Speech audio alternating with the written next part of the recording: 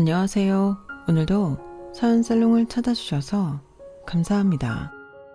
저는 경상도에 사는 40대 여성입니다. 저는 요새 고사성어를 많이 찾아보는데요. 왜냐하면 옛날 말 중 틀린 말이 하나도 없다는 걸 체감하기 때문이에요. 착한 것을 권장하고 악한 것을 징벌한다는 권선징악, 원인과 결과는 서로 물고 물린다는 인과응보, 콩 심은 데에서 콩이 난다는 중두득도, 모두 고사성어이지만 지금의 현실에도 수용되는 말이잖아요. 특히나 인생사 세옹지마라는 말이 있죠. 세상 일은 아무도 모른다는 뜻인데요. 저는 이 말이 제 인생을 설명하는 말 같아요. 정말 제 인생은 롤러코스터처럼 큰 기복으로 움직였고 누구도 예상하지 못하는 곳에 정박했거든요. 그리고 스포 아닌 스포를 하자면 누구도 예상하지 못하는 곳은 꽃길이었어요. 꽃길만 걷게 해준다던 남편을 대신해 제가 저에게도 남편에게도 꽃길을 만들어 주었네요. 제가 어떤 이야기를 전해드릴지 궁금하시죠? 시간 순서대로 차근차근 설명드릴게요. 저희 남편은 역마살이 있어요. 역마살은 한 곳에 머물지 못하고 이리저리 돌아다녀야 하는 애군이 끼인 사람을 말해요. 역마살이 있는 사람은 변화와 이동이 많고 불안정해서 부정적으로 해석되는 경향이 많죠. 특히나 초등학교, 중학교, 고등학교, 직장의 루트를 거쳐야 하는 사람이라면 역마살은 질병인 것도 같아요. 그래서 남편에게 언제 한번 제가 물어봤어요. 학교를 다니면서 직장을 다니면서 힘들지 않았냐고요. 그러자 남편은 한숨을 푹푹 쉬면서 늘 해소되지 못한 상태로 살았다고 해요. 크게 충족되지 못하면서 살았다고요. 그리고 나중에 성인이 되어서는 여행을 자주 나갔다네요. 남편은 여행을 20살부터 시작했어요. 처음엔 돈이 없어서 국내로, 그리고 돈을 더 모아서 해외로 1년에 몇 번이고 여행을 다녔다네요. 그러면서 남편은 사진을 보여줬는데 누구보다 행복해 보이는 표정이었어요. 그렇게 여행을 사랑하는 남편은 남들도 이런 여행을 즐길 수 있었으면 좋겠다고 생각했어요.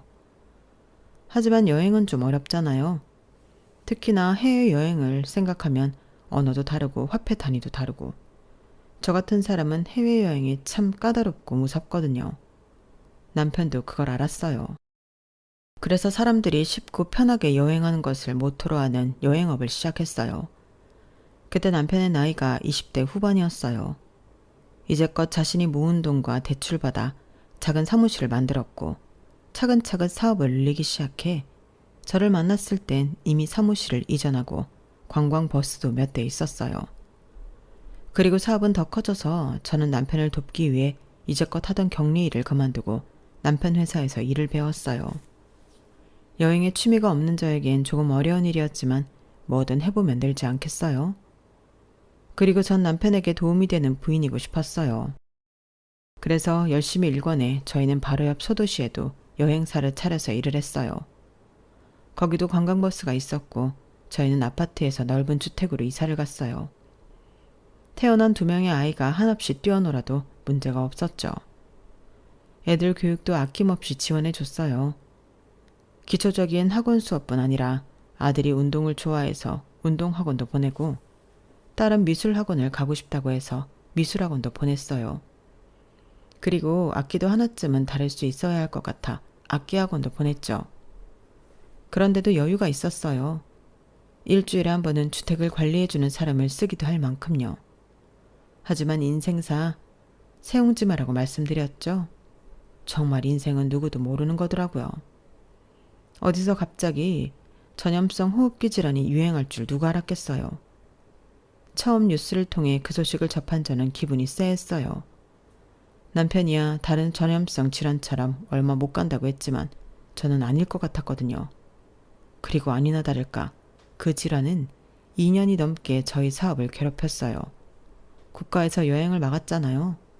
비행기 운행도 최소화되었고 식당 영업시간도 줄었고 결혼식이나 장례식에서도 인원 제한이 있었는걸요.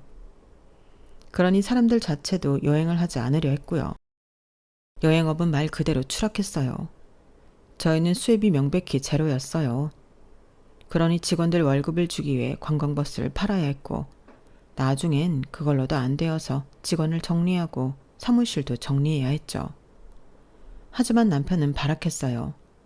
막노동을 하면서까지 회사를 유지하려고 했죠. 저도 고깃집 아르바이트를 하면서 남편을 돕기 위해 노력했어요. 하지만 그럼에도 불구하고 저희 회사는 폐업했어요. 문을 닫았어요. 저희는 남편의 고향으로 왔어요. 저희 수준이 구할 수 있는 집은 한 빌라에 옥탑방밖에 없더군요. 겨우 방이 2개 있고 낡은 화장실이 하나 있는, 거실과 부엌이 붙어있는 집을 구했어요. 거기서 4식구가 온몸을 부대끼며 살았어요. 그런데 이런 일이 있었어요. 어느 날 초등학교 5학년이던 딸이 엉엉 울며 집으로 온 거예요. 저는 너무 놀라서 일을 가야 하는데 가지도 못하고 둥둥거리며 있었어요. 딸은 울음을 멈추지 못하고 제가 안아주려는데도 손을 뻗으며 저에게서 멀어졌어요. 진경이가 나 거지라고 싫대. 이 집 앞에서 기다리면 쥐며 못생긴 고양이가 지나다녀서 무섭대. 이 집 앞에서 나 기다리기 싫대. 쪽팔린대. 진경이 엄마도 나랑 친구하지 말라고 그랬대. 이제 나 어떡해. 진경이밖에 안 남았단 말이야. 이게 다 엄마 때문이야. 저는 그 이야기를 듣고 너무 놀라서 털썩 주저앉았어요. 그리고 제 딸에게 미안하다고 했어요. 저도 울었어요. 그러면서 부둥켜 안으려는데 딸이 저를 밀치고 방으로 들어가더라고요. 저는 살짝 넘어지면서 흐르는 눈물을 계속 닦았어요. 그리고 다음날 저는 진경이 엄마를 찾아갔어요. 그때 당시 제 지갑 사정으론 엄두도 낼 수 없었던 과일 바구니를 사들고 말이에요. 진경이란 친구는 새 아파트에 살고 있었어요. 그에 반해 추레한 저의 모습이 부끄러웠지만 돌아갈 순 없었어요. 초인종을 눌렀어요. 그러자 진경이 엄마가 놀란 얼굴로 저를 쳐다봤죠. 사실 진경이 엄마를 처음 본 건 아니었어요. 진경이란 친구가 제 딸과 그때까지 3년째 같은 반이라 학부모 모임 때 보곤 했죠. 사실 그랬던 사이라서 더 가고 싶지 않았어요. 솔직히 저도 쪽팔렸으니까요. 하지만 제 딸을 위해서 저도 엄마니까 용기를 내었어요. 제가 과일 바구니를 건넸어요. 그러자 진경이 엄마가 바닥에 그걸 내려놓더니 용건이 뭐냐고 했어요. 진경이한테 저희 딸이랑 놀지 말라고 하셨나요? 그래도 애들인데 어른 사정이 뭐가 중요하겠어요. 진경이가 엄마 말 잘 듣는 아이인 거 알아요. 그러니까 진경이한테 한번 말 좀 잘 전해주세요. 그리고 이제 제 딸이 데리러 갈게요. 그럼 되죠? 그러니까. 되긴 뭐가 돼요. 제가 그 집 앞 보고 얼마나 놀랬는지 아세요? 쥐에 고양이에 새똥은 뭐 그리 많은지. 그런 비위생적인 공간에 저희 딸이 그쪽 따님 기다리는 것도 싫고요. 그런 곳에 사는 그쪽 따님과 친한 것도 싫네요. 이런 것도 필요 없으니 가져가세요. 그렇게 저는 바구니를 도로 들고 새 아파트를 걸어 나왔어요. 그리고 결심했죠. 애들을 기숙사 학교로 보내기로요. 그럼 최소한 저희가 사는 그 집을 애들 친구들이 보지 않을 테고, 그럼 거지라니 쪽팔린다느니 그런 말 듣지 않아도 될 테니까요. 그래서 저는 다음날 남편에게 통보하듯이 말하고 아이들을 기숙학교로 보냈어요. 전학 비용과 학비, 예상치 못한 지출이 발생했지만 저희야 손가락 빨면 되니까요. 저도 엄마라고 그 상황에선 저희 애들밖에 생각나지 않더라고요. 그래도 그때 종종 아이들과 전화를 하곤 했는데 아이들은 만족하는 것 같았어요. 친구들과 잘 지내는 것 같고 적응도 잘했어요. 그러니 참 다행이더라고요. 저희가 몇 끼 며칠 굶는 건 참을 수 있겠더라고요. 사실 애들을 키우면서 저와 떨어뜨릴 생각은 추호도 없었는데 그때 살던 그 집은 정말 초라했어요. 애들 책상도 들 수 없을 만큼 좁았어요. 그리고 여름엔 지옥처럼 덥고 겨울엔 얼음골처럼 추웠어요. 저도 그런 집에서 저희 애들을 키우고 싶지 않았어요. 차라리 잘된 일이라고 생각했어요. 그런데도 마음 한켠은 무너졌지만요. 그리고 옆에 있는 남편은 한 공장의 반장으로 근무하는 큰 도련님의 도움으로 공장에 취직했어요. 처음 해보는 3교대 일이 버거워 보이기는 했지만 문제는 그게 아니었어요. 남편은 매일 술을 마셨어요. 술을 마시지 않으면 잠을 잘 수 없는 것처럼 보였죠. 근무가 끝나면 어김없이 소주 2병을 사들고 와서 밥과 마시고 잠을 잤어요. 저는 마트에서 아르바이트를 했는데 제가 근무를 하고 있을 땐 김치에 소주를 마시면 다행이게요. 그냥 깡소주를 마시고 자는 날도 있었어요. 저는 남편의 건강이 걱정이었어요. 그리고 마음이 다친 것 같아 더 걱정이 되었죠. 제가 그걸 어떻게 알았냐면요. 사실 남편은 술을 마시는 걸 좋아하진 않았어요. 여행업을 할 때도 영업 때문에 술을 마셨지 평소에 자의적으로 술을 마신 적은 없었어요. 그런 사람이 스스로 술을 찾을 정도로 마음이 다쳤다는 것을 저는 믿고 싶지 않았어요. 그리고 또 한 가지, 그렇게 사소한 말부터 진지한 말까지 대화를 나누는 걸 좋아했던 사람이 옥탑방에 온 이후로 일절 저에게 그런 말을 하지 않았어요. 생활하면서 반드시 해야 하는 말만 했죠. 뭐가 없더라, 월세 이야기, 수도세 이야기, 이런 말만 했어요. 그렇게 웃음이 많았던 저희 집은 침묵만이 피어나고 있었죠. 그 침묵 속에서 남편은 많은 생각을 했는지 어느 날 연락이 되지 않았고 귀가 시간이 되었는데도 집에 들어오지 않았어요. 저는 놀란 마음에 이 동네 저 동네를 돌아다니며 남편을 찾으러 다녔죠. 그런데 남편이 정류장에 앉아 있더라고요. 왜 여기에 있냐고 한심한 마음에 화를 내면서 물으니까 남편이 울더라고요. 제일 높은 빌딩에 올라가서 떨어지려고 했는데 어느 빌딩도 날 들여보내주질 않았어. 내 꼴을 봐. 이렇게 추려한데 누가 날 들여보내주겠어. 그래서 버스를 타고 모르는 데까지 가봤어. 거기서도 높은 빌딩을 찾았는데 거기도 들여보내주지 않을 게 뻔해서 편의점에서 소주 2병 마셨는데 술을 마시니까 떨어지고 싶은 게 아니라 살고 싶은 거야. 우리 딸, 우리 아들. 당신 얼굴도 생각나고. 남편은 그래서 버스를 타고 우리 동네로 왔는데 차마 집에 들어갈 수가 없어 여기 앉아 있었다네요. 저는 남편이 불쌍하기도 하고 안쓰럽기도 해서 남편을 품에 안고 같이 엉엉 울었어요. 그리고 돌아오니 남편은 제게 말하더군요. 사실 예전부터 들어놓은 사망보험금도 해지하지 않았다고요. 그 말을 듣는데 저는 억장이 무너질 것 같았어요. 그래서 저는 당신 없이 2 아이 키우며 살 자신 없다고, 나도 죽는 꼴 보고 싶지 않으면 그런 생각하지 말라고 소리를 질렀어요. 그러자 남편은 계속 미안하다는 말을 하면서 다시 시작해보자고 말하더군요. 다시 시작해보자고, 애들을 위해서라도 그렇게 하자고. 저는 다행이라고 생각했어요. 그리고 정말 그 뒤로 남편이 이상한 행동을 한 적은 없었어요. 물론 여전히 일이 끝나면 술 한잔을 해야 잘 수 있었지만요. 최소한 이 삶을 끝내야겠다는 생각은 하진 않아 보였어요. 그렇게 열심히 살 일만 남았다고 생각했는데 역시 세상 일은 모르는 거라고, 그리고 불행은 한 번에 찾아온다고 저희 친정엄마가 돌아가셨어요. 저희 친정엄마는 산 아래 작은 주택에 혼자 살고 계셨어요. 친정아빠는 친정엄마가 돌아가시기 3년 전에 돌아가셨거든요. 처음엔 모시고 살까도 생각했지만 남편에게 부담이 될 것 같아 물어보지도 못했어요. 그게 친정엄마가 돌아가셨다는 연락을 듣고 후회되더라고요. 차라리 모시고 살걸. 이렇게 오래 못 사실 줄 알았으면 모시고 살걸 엄청 후회했어요. 장례식장에 도착해서도 후회했고요. 서울에 사는 오빠의 얼굴을 보면서도 후회했어요. 왠지 제 책임인 것 같더군요. 그나마 제가 가까이 있으면서 친정엄마를 챙겼어야 했는데 제 일이 급급하다는 이유로 챙기지 못했으니까요. 정말 사업이 잘 되었을 때는 바빠서, 망했을 때는 망해서 친정엄마를 잘 챙기지 못했어요. 오빠는 제가 그런 생각하는 걸 아는지 괜찮다 하면서 저를 안아주었어요. 저는 오빠의 품에서 그때 울기 시작했어요. 그리고 오빠와 약속했죠. 엄마를 잘 보내드리는 일이 우리의 할 일이니 그것만 생각하자고요. 저는 마음을 단단히 먹었어요. 많은 손님들이 오셨어요. 감사하게도 남편과 사업을 하면서 알게 된 사람들도 많이 와주셨죠. 저는 인사도 하고 음식도 나르면서 슬픔보다는 감사한 마음으로 시간을 보냈어요. 그리고 시댁 식구들도 와주었어요. 큰 도련님과 큰 동서, 작은 도련님과 작은 동서, 그리고 나이가 찬 조카도 왔더라고요. 저는 감사하게 인사를 하고 절을 하고 식사를 대접했어요. 사실 미안했어요.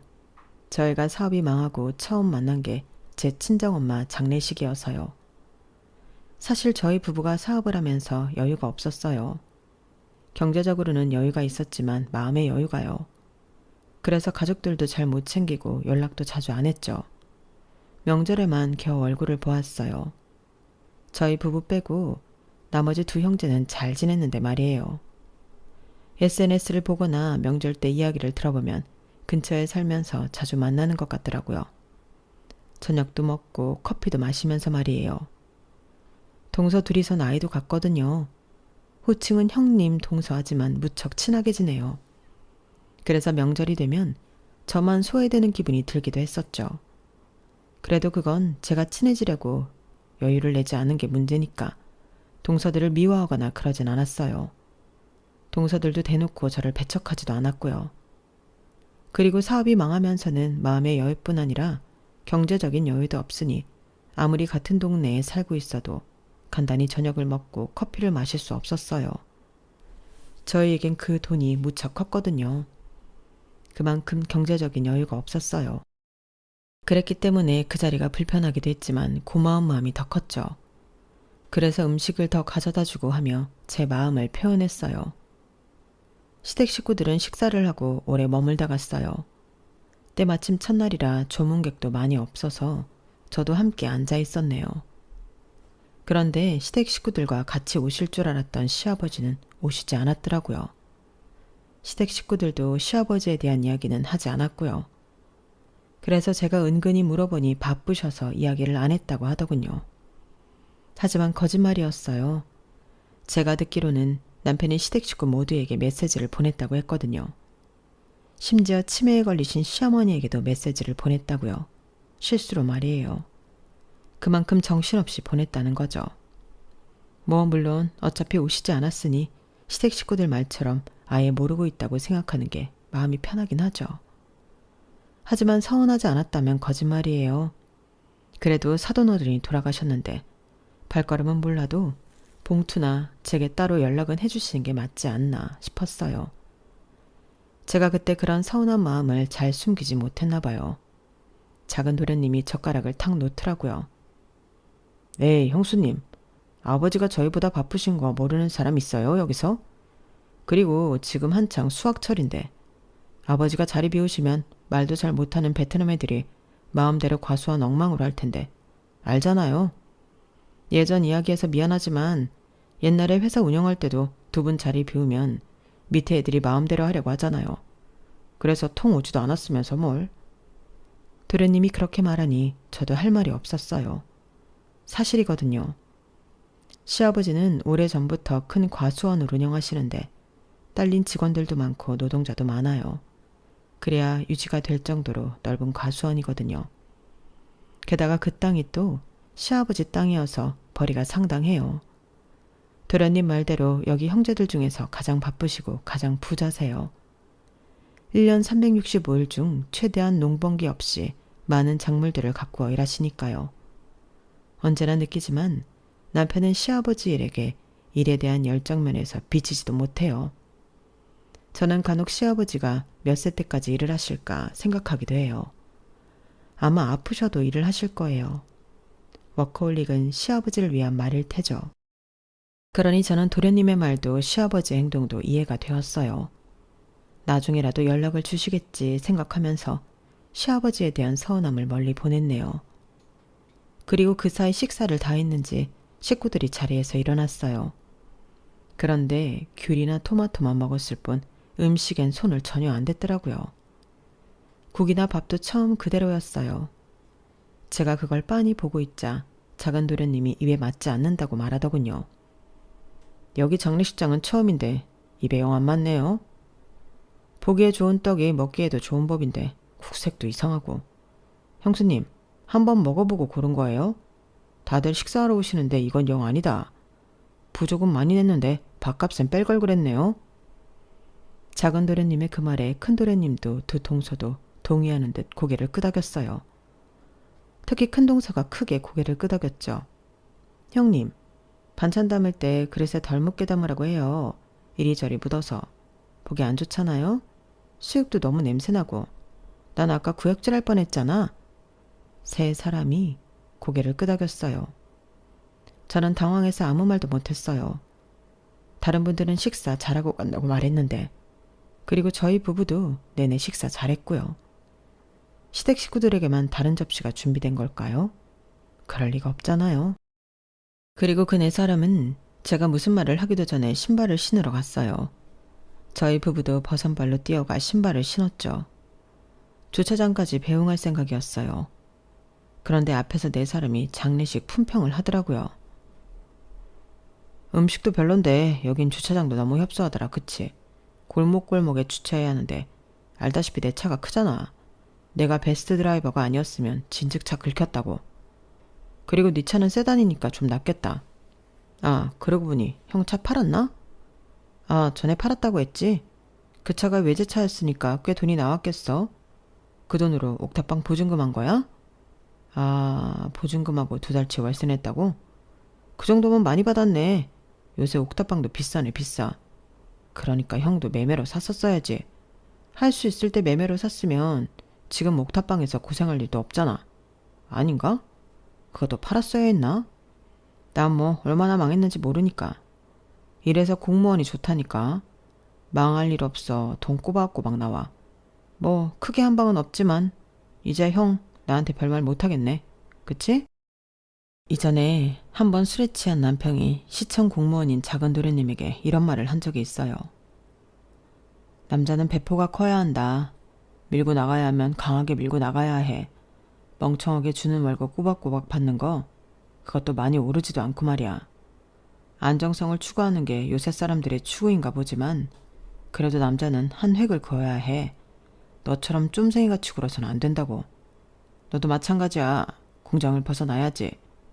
너희는 정말로 그런 마음이 없냐? 아버지 아들인데도? 도련님들은 그 말을 기억하는 것 같았어요. 저도 사실 그때 남편이 너무 오버했다고 생각하긴 했어요. 그래서 저도 그 당시 남편을 말렸고요. 그만 마시고 들어가서 자라고 했죠. 하지만 이미 들은 거 어떻게 하겠어요? 남편의 그 말이 도련님들에게 앙금으로 남은 거죠. 저는 남편을 쳐다봤어요. 남편은 담배를 입에 물고 바닥을 보고 있더라고요. 후후 연기를 내뱉는 게 힘이 없어 보였어요. 그리고 탁탁 소리가 났어요. 눈앞을 보니 도련님들도 입에 담배를 물더라고요. 처음 있는 일이었어요. 사실 이 집에서 저희 남편은 장남 장손으로 위험 있는 위치였어요. 아버지 다음 서열이자 아버지를 대신하는 사람이었죠. 어렸을 땐 더 무서웠어요. 야 한마디만 하면 두 동생까지 다 깨갱했죠. 맞기도 많이 맞았고 혼나기도 많이 혼났다고 들었어요.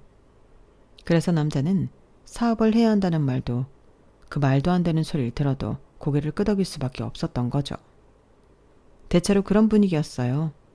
아버지의 말씀이 진리인 것처럼 장남 장손이 말하면 그게 정답인 거죠. 그래서 집안의 대소사도 남편이 다 정리했고요. 거기에 반발은 없었어요. 그런데 눈앞에서 담배를 태우다뇨. 있을 수 없는 일이었어요. 그런데 두 동생 모두 후후하며 담배를 잘 피우더라고요. 그리고 그걸 본 남편은 충격을 받은 건지 차마 볼 수 없는 건지 땅바닥만 보고 있었어요. 그리고 담배를 다 태울 때쯤 동서 두 명이 네가 해라 내가 한다 이러고 있는 거예요. 그러더니 큰 동서가 저에게 다가왔어요. 형님, 명절 다음 주인 거 아시죠? 그때 형님이 마트에서 일하시니까 장 좀 봐주세요. 그게 효율적이잖아요. 하지만 사실 그 당시 저는 명절에 일을 뺄 수 있을지도 잘 알 수 없었어요. 하루 일한 게 얼마나 큰데 빼고 명절에 시댁에 가는 건 저희 부부에게 사치나 다름없었어요. 그리고 이미 남편은 명절 내내 일을 한다고 회사에 말해두었고요. 제가 눈앞에서 망설이자 작은 동서도 제게 다가왔어요. 형님은 바쁘면 바쁘다고 안 오시고 한가하면 한가하다고 안 오시네요. 고작 마트에서 몇 시간 일하는 거면서 누가 일 빼고 오라고 해요? 일하세요. 끝나고 오면 되지. 왜 이렇게 사람이 융통성이 없어요? 이래서 사업은 어떻게 했나 몰라. 저희 뭐뭐 준비하는지는 아세요? 맏며느리니까 아셔야 하잖아요. 맨날 사업한다 뭐한다 해서 한 적이 없어서 모르시나? 그렇다면 커피 한 잔 사요. 그럼 우리가 자세히 알려줄 테니까요. 그래서 결국 저는 장례식이 끝나고 동서들과 카페에서 만났어요. 카페에서 동서는 아이스 아메리카노도 아니고 프라푸치노처럼 제일 비싼 음료를 시키더라고요. 거기다 빵에 쿠키에 다 먹지도 못할 것들을 시켜댔어요. 저는 떨리는 손으로 결제를 했어요. 그리고 동서 2명은 저를 앞에 두고 수다를 떨었어요. 요새 유치원이 어떻다더라. 학원은 어느 동네가 좋다더라. 여느 학부모가 할 법한 대화들이었죠. 그리고 요새 핫한 카페와 키즈 카페를 서로 알려주고 저는 누군지 모를 학부모의 험담을 하기도 했죠. 그러다 두 동서 동시에 저를 보는 거예요. 그리고 작은 동서가 순진한 얼굴로 물었어요. 그러고 보니 형님네 애들 다 기숙학교에 들어갔죠? 저기 시골 동네 맞죠? 애들 왜 거기로 보내신 거예요? 저는 커피를 마시다가 사례에 들렸어요. 제가 기침을 하자 큰 동서가 작은 동서를 살짝씩 때리며 웃었어요. 동서는 뭘 그런 걸 물어. 지금 형님 사는 데가 옥탑이잖아. 거기서 애들이 어떻게 공부를 하겠어? 애초에 생활을 하겠어. 아무리 비위가 좋아도 말이야. 찾아보니까 학비도 저렴하던데 뭘. 그리고 들어보니 다들 비슷한 이유로 그 학교 보내던데 뭐 비슷한 수준끼리 있으면 좋지. 비교도 안 되고. 요즘 애들은 우리 세대랑 다르게 똑똑해서 누가 잘 사는지 가난한지 다 파악하던데? 그러니 잘 됐지 뭐. 그러면서 큰 동서는 제게 동의를 구했어요. 저는 기침을 하며 대답을 회피했죠. 회피하면서 저는 마음이 또다시 무너졌어요. 치부를 들킨 것 같은 기분이었죠. 아니, 치부를 들킨 게 맞았죠. 그리고 동서들은 계속해서 저를 무시하는 듯한 말을 했어요. 두 동서들은 제 피부를 구석구석 뜯어봤어요. 우리 중에 형님이 피부 제일 좋았는데 다 옛날 일이네요. 이제 피부 관리도 안 받으시죠? 왜 전엔 종종 받으셨잖아요. 번쩍번쩍 윤이 나던 피부가 이젠 푸석푸석하네. 관리도 꾸준히 받아야 한다니까. 이제 어떻게 해요? 게다가 가방에서 섬유 탈취제를 꺼내 제 얼굴에 칙칙 뿌렸어요. 사정없이 뿌려서 제 얼굴에도 그게 묻었죠. 제가 뭐냐고 물으니까 저한테 이상한 냄새가 나는 것 같다고 하더라고요. 그러면서 섬유 유연제는 비싸서 안 쓰냐고 하더군요. 태세 전환이라는 게 무섭더라고요. 원래 동서들도 제 남편과 도련님들 관계처럼 한마디만 하면 찍소리도 못했어요. 맏아들을 우대해주는 만큼 맏며느리에 대한 권위도 살려주셨죠. 물론 제가 권위 중심적인 사람이 아니어서 그런 분위기를 불편해했지만요. 하지만 홀대받고 무시받으니 맏며느리라고 우대해주던 그때가 낫다는 생각이 절로 들더군요. 달라진 동서들의 말투와 눈빛, 저는 지금도 잊을 수 없어요. 그만큼 당황스럽고 무서웠어요. 그리고 명절날이 되었어요. 저는 동서가 부탁한 대로 장을 봐서 시댁에 도착했어요. 어김없이 시아버지는 농가에 나가 계신 것 같았고 두 동서는 TV를 보고 있고 두 도련님은 벌써부터 술을 마시고 있었어요. 제가 집 안으로 들어가자 두 동서는 소파에 그대로 앉아 저를 보더니 입으로만 수고했다고 말하고 일어나질 않더군요. 형님 수고하셨어요. 부엌에 차근차근 정리하시고 이제 슬슬 시작해요. 아버님은 새참 가져다 드려야 해요. 제가 무심코 남편을 쳐다보니 남편은 저를 쳐다보지도 못하고 담배를 피우러 나갔어요. 그리고 한참 동안 들어오지 않더군요. 그 사이 저는 재료 손질을 하고 명절 음식을 준비했어요. 제가 틈틈이 부엌에서 나와 동서들을 쳐다봤는데 동서들은 웃기만 하더군요. TV를 보면서 말이에요.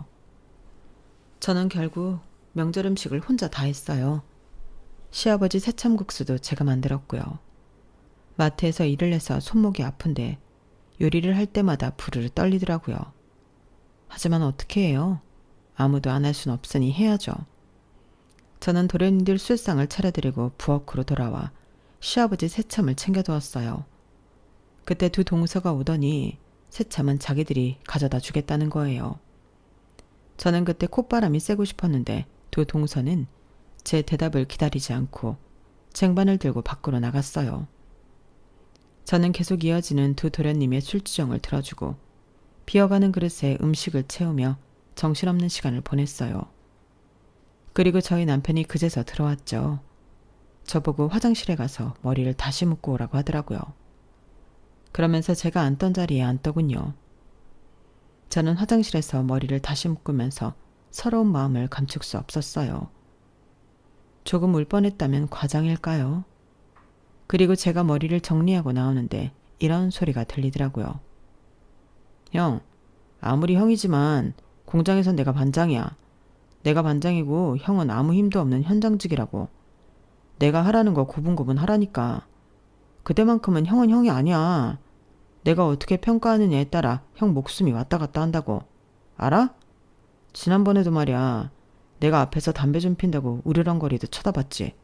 아니라고? 그런 적 없다고? 허, 어디 사람을 쫌생이로 하나. 형 그랬어. 근데 알아도 이제 형은 그럴 수 없는 위치야. 어디를 보나 내가 형보다 위지. 안 그래? 그러니까 눈치를 좀 봐. 어? 저는 그 말을 듣고 화장실에서 나올 수 없었어요.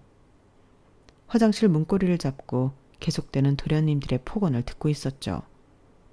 도련님들은 술에 취해서 그런 것인지 아니 그것보다 앙금이 남은 듯 말을 쏟아내기 시작했어요. 남자는 사업을 해야 한다고? 남자는 배포가 커야 하고 나보고 쫌생이라고 분명 그랬지.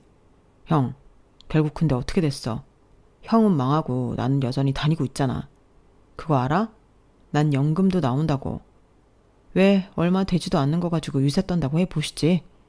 아버지한테 무릎 꿇고 돈 빌려다고 할 때부터 난 사업은 아니다 싶었어. 저렇게까지 해서 하고 싶을까? 굴욕적이잖아. 적어도 난 그런 일은 없다고. 내가 할 일만 잘하면 되지. 그리고 결국 이게 뭐야? 아버지 돈 끌어쓰다 망했잖아. 쪽팔린 건 형이야. 도련님들의 폭언은 동서들이 왔을 때도 계속되었고 결국 저는 중간에 화장실에서 나왔어요. 제가 있는데도 도련님들은 이와 같은 폭언을 계속하더군요. 정말 가슴이 미어지다 못해 무너져 내릴 것 같았어요. 그리고 시아버지가 일을 끝내고 오셨어요. 사실 올해가 시아버지 칠순이셔서 명절 때 상의를 하기 위해 모인 것도 있었어요. 저희는 가볍게 식사를 하고 칠순잔치에 대해 이야기를 했죠. 동서들은 좋은 호텔이 있으니 거기서 진행하자고, 손님들도 최대한 많이 부르고 성대하게 하자며 의견을 모았어요. 도련님들도 그 생각에 동의하는 것 같았고요. 시아버지도 별다른 말씀을 하시지 않았어요. 저와 남편도 어떤 의견을 피력하진 않았어요. 둘 다 지쳐서 그랬던 것 같아요. 그래서 거의 동서들의 의견대로 하는 것으로 확정되는 분위기가 되어버렸죠. 그래, 너희들이 그렇게 준비하겠다니 내가 말리진 않으마. 다만 너무 유난스럽게 준비하지 말거라. 나이 먹은 게 무슨 자랑이라고. 그리고 너희들 시어머니 챙긴다고 고생하는 거 아는데 나까지 피곤하게 하고 싶진 않구나. 그러니 대강 하거라, 대강. 그런데 요양원엔 따로 가는 거니? 들어보닌 그렇다고 하던데. 이왕이면 너희들 같이 가서 보는 게 좋지 않겠니?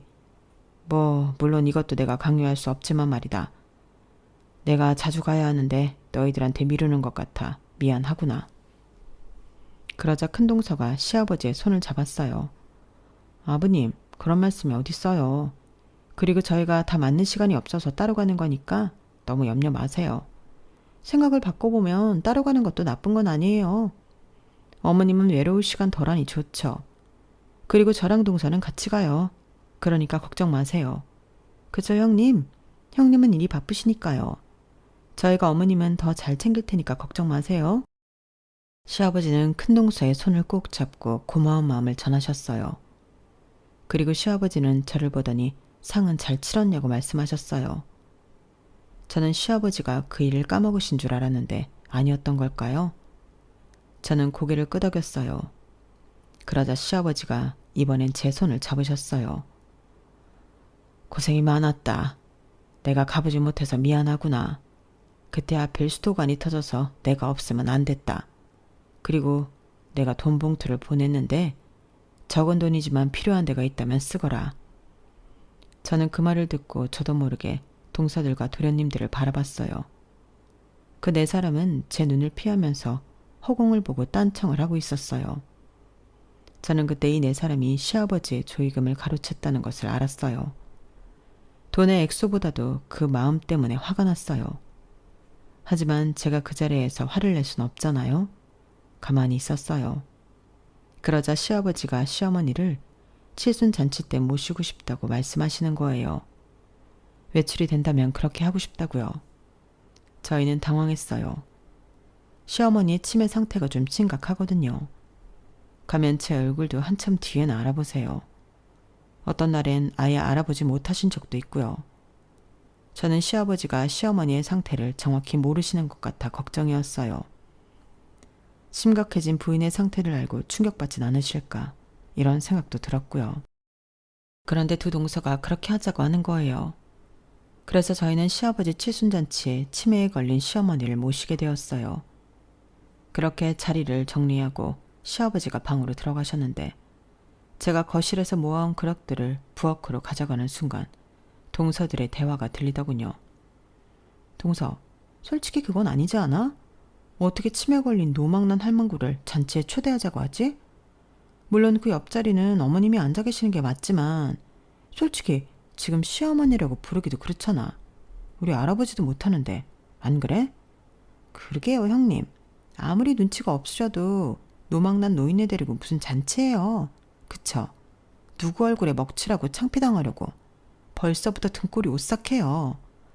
그 전에 돌아가시는 게 제일 좋긴 한데 그럴 리도 없고 우리 어머님 명줄 하나는 길다니까. 그 말을 듣고 저는 불쑥 동서들 앞에 섰어요. 그런데 동서들은 저를 보고도 놀라지도 않았어요. 어쩌면 제가 부엌 앞에 있다는 것을 알고 돼야 한 것처럼요. 형님, 나머지는 알아서 치울 수 있죠? 저희는 좀 피곤해서. 저희 먼저 갈게요. 그리고 오늘은 택시 타고 가세요. 그러면서 2만 원을 식탁에 놓고 사라졌어요. 그리고 어느덧 시아버지의 치순잔치가 되었죠.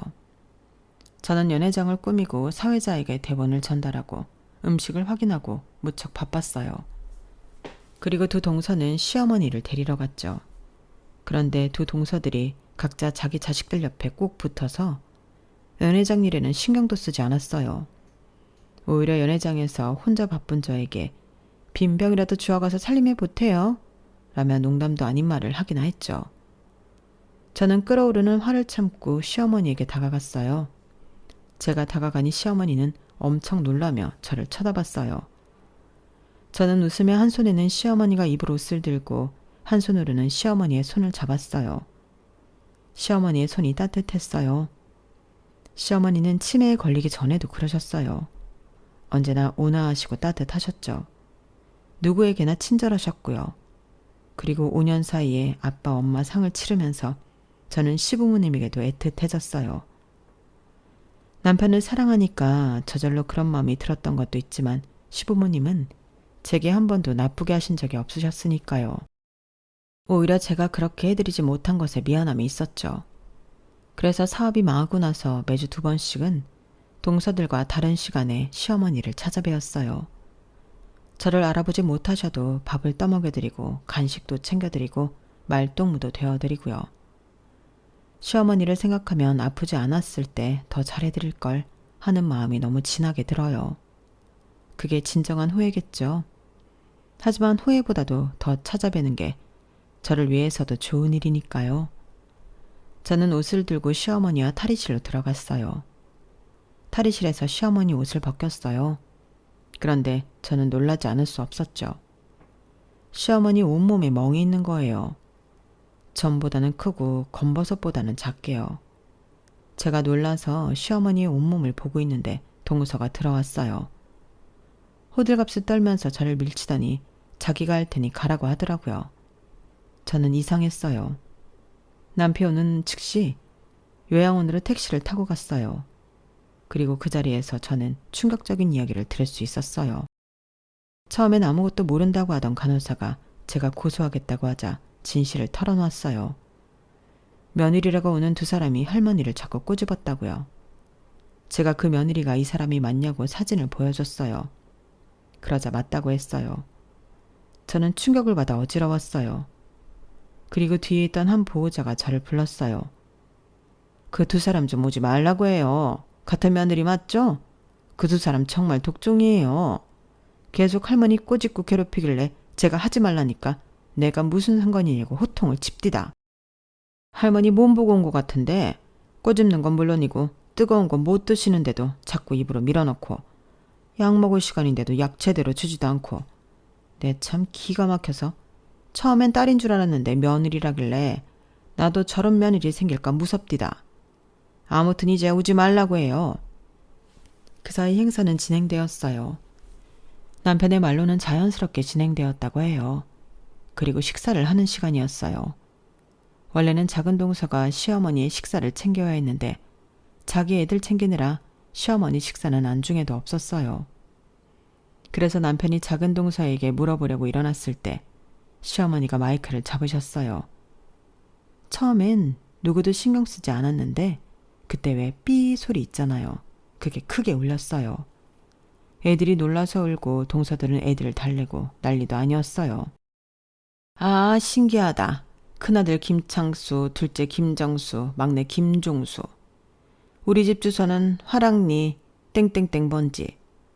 거기까지 가는 버스는 282번, 286번. 아, 신기하다. 내 남편은 김대석. 다들 놀라서 마이크를 빼지도 못했어요. 시어머니는 어디에 카메라라도 있는 듯 손을 흔들었어요. 그러면서 벌떡 일어났어요. 놓친네 저렇게 살고 싶을까? 아프면 다 가야 해. 찬소가 아깝다. 그치 동서? 그럼요 형님. 언제 돌아가시려나 우리 어머니. 재산 받기 참 힘들다. 안 그래? 얼마나 떨어질지 모르지만 하는 데까진 해봐야지. 그런데 시아버지도 너무하지. 어떻게 재산 이야기는 한 툴도 안 하신담. 그거 다 돌아가실 때 가지고 가는 것도 아닌데 욕심도 많으셔. 안 그래? 시어머니는 호호 웃는 채를 했어요. 그 웃는 모습이 동서랑 같다는 건 동서를 아는 누구라도 알 수 있었죠. 연회장은 정막에 가까웠어요. 그리고 제가 도착했죠. 제가 연회장 문을 열고 숨을 헐떡였어요. 제가 도착했어도 시어머니는 동서들이 당신에게 한 말들을 읊고 있었어요. 동서들의 성대모사를 하면서 말이에요. 저는 그 모습을 보고 사태 파악을 할 수 있었어요. 오면서 어떤 분위기이든 사실을 고발해야겠다고 생각했는데 시어머니가 분위기를 만들어준 거나 다름없었어요. 저는 시어머니에게 마이크를 달라고 했어요. 시어머니는 제게 마이크를 주더군요. 그리고 저는 이제껏 동서들의 만행을 고발했어요. 요양원에서 들은 충격적인 말들을 고발했어요. 그리고 시어머니를 일으켜 시어머니 어깨며 팔이며 온몸에 있는 멍을 보여주었죠. 시아버지는 충격도 받으시고 화도 나셔서 잠깐 연회장을 나가셨어요. 그리고 장례는 아수라장이 되었죠. 동서들이 저에게 다가와 한마디씩 하더군요. 대체 이게 무슨 짓이에요? 행복하자고 하는 잔치에서 이게 뭐하는 쇼냐고요? 이렇게 해서 재산 가로채려고 그러죠? 언제부터 세운 계획이에요?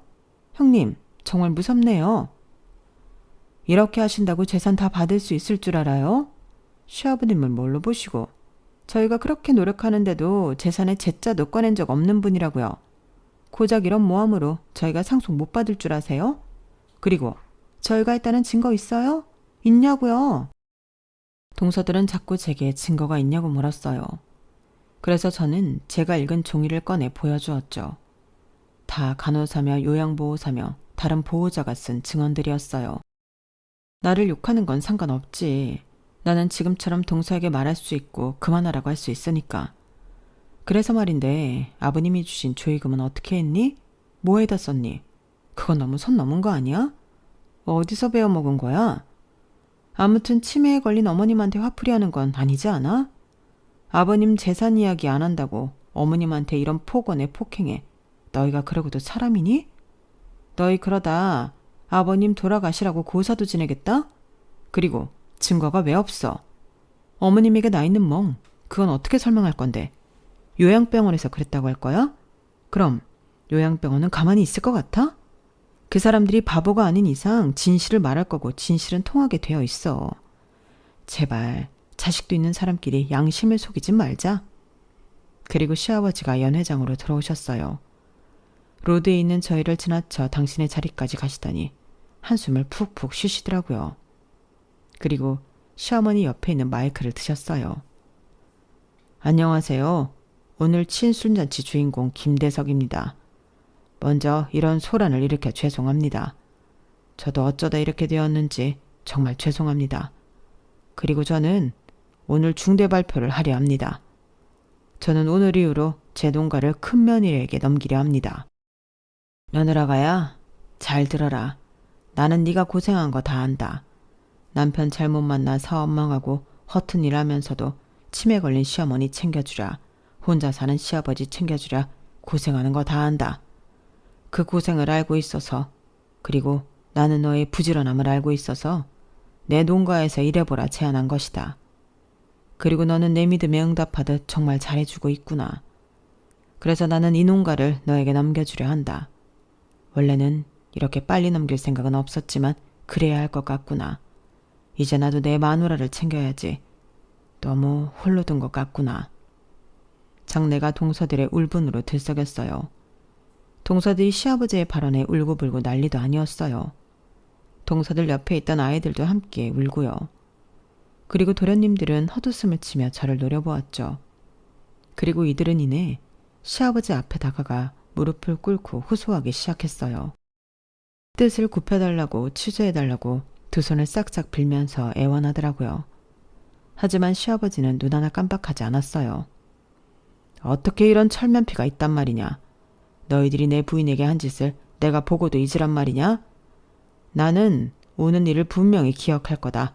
썩 돌아가거라. 그렇게 시아버지의 칠순잔치를 아수라장으로 끝냈어요. 저는 이후에 시아버지를 찾아갔어요. 사실 농가를 물려받는 일이 부담스러웠거든요. 제가 시아버지를 만나 이런 이야기를 하자 시아버지는 저를 안심시켰어요. 내가 지금 당장 물러난다는 게 아니다. 적어도 너에게 물려준다는 말을 하고 싶었을 뿐이야. 천천히 알려주마. 천천히 깨우치고 발전시키거라. 나는 너의 감각을 믿는다. 그 여행 사업도 내가 들어온 뒤로 호황을 맞이했다지. 우리 농가도 그렇게 되도록 노력해주렴. 그렇게 저는 농가 일을 본격적으로 배우기 시작했고 저희 부탁으로 남편도 농가에서 일을 하기 시작했어요. 동서들은 시아버지를 찾아와 몇 번이고 사과했지만 시아버지는 받아들이지 않으셨어요. 그리고 동서들은 시어머니도 찾아갔는데요. 요양병원에서 동서들을 알아차리고 내쫓았다고 하더군요. 그리고 그 사건 이후로 시아버지는 시어머니를 집으로 모셨어요. 그래서 저희 부부는 매일 시아버지 댁에 찾아가 시어머니를 시아버지와 함께 돌보았어요. 그리고 알고 보니 도련님들 아파트 전세 대금이 시아버지의 돈이었어요. 또 종종 돈을 빌렸던 모양이에요. 그래서 시아버지가 당장 그 돈을 갚을 것을 요구하자 집을 내놨고 차를 팔아 다른 작은 집으로 이사를 했다고 들었네요. 정말 인생사 세옹지마라는 말이 제 삶에 퍽 어울리는 옛말이지 않나요? 언제나 호황일 것 같았던 사업이 전염병으로 망해서 옥탑방에 살며 허드렛 일만 하다가 제 진심이 통해 시아버지 사업을 물려받게 되었으니까요. 하지만 여기서 중요한 건 늘 진심은 통한다는 거예요. 그러니까 우리가 행하는 진심이 깨끗하고 옳다면 하늘에서 응답할 거예요. 하늘은 스스로 돕는 자를 돕는다는 말도 있잖아요. 정말 옛말엔 틀린 말이 하나도 없어요. 여기까지가 제 사연입니다. 여러분들도 늘 깨끗하고 옳은 진심으로 하루하루를 대하시길 바라요. 그럼 꼭 하늘에서 응답할 거니까요. 그럼 오늘도 좋은 하루 보내세요. 여러분, 사연 댓글에 응원과 현명한 조언 부탁드려요. 좋아요와 구독은 저에게 큰 힘이 됩니다. 오늘도 좋은 일 가득하세요.